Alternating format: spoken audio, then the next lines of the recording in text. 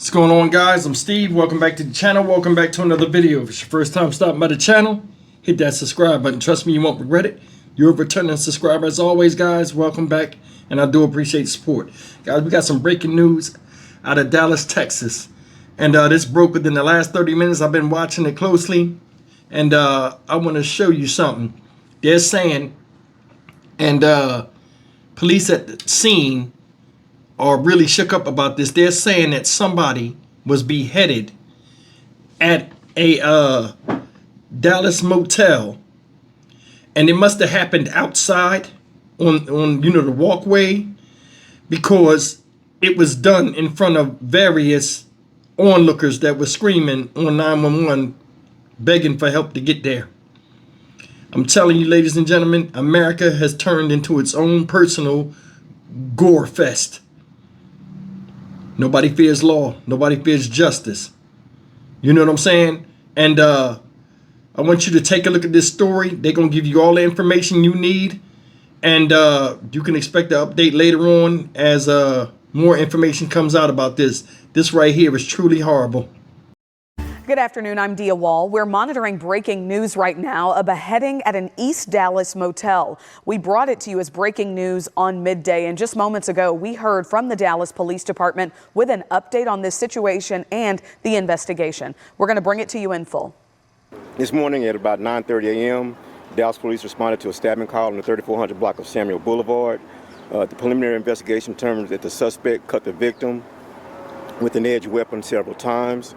Dallas Fire Rescue responded to the scene where the victim died. The suspect is in custody and charges are pending. This is an ongoing investigation, and updates will be provided at a later time. Our officers were proactively patrolling the area and responded quickly to take the violent criminal into custody.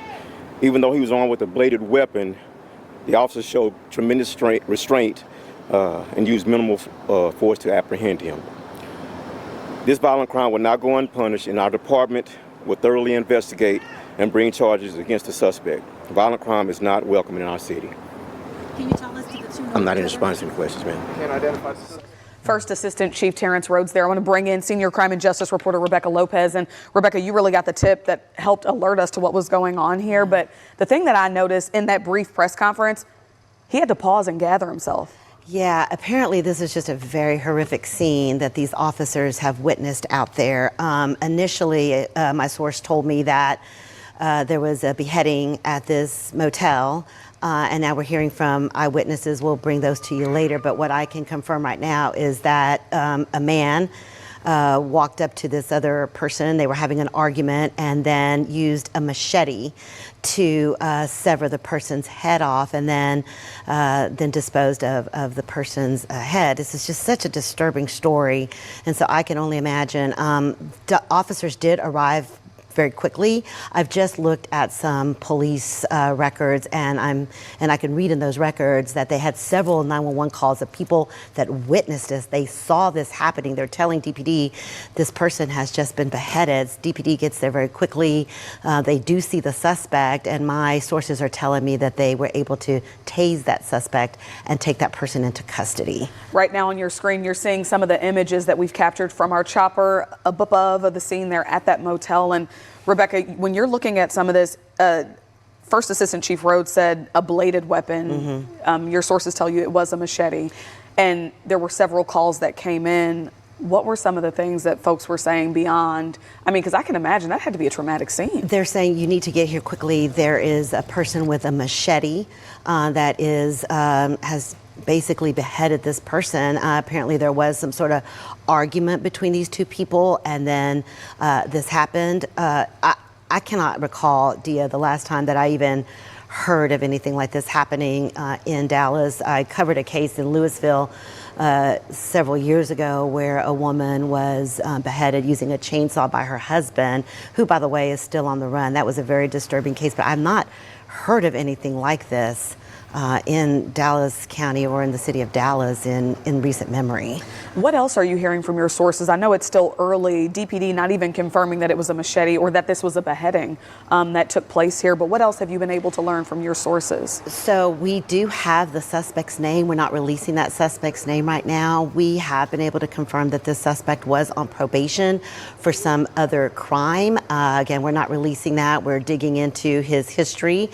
We now have a little bit more. We've also just heard that there have been some broadcastify type tapes where you can hear the 911 calls. You can hear what's happening with, DPD trying to get out there to the scene, so quickly. As you can imagine, Dia, my sources say that when officers got out there, they witness they see everything. They see the gore that has transpired out there. And it is just, it's horrific for these officers as well. They do have a mental health unit for DPD for officers that witnessed this, but I can also imagine the witnesses that saw this. They're literally calling DPD on 911 saying, we are watching this person get decapitated. Mm-hmm. That's horrific. And beyond that, you have to think about the crime scene technicians who are coming out to process that scene and clean up whatever is there.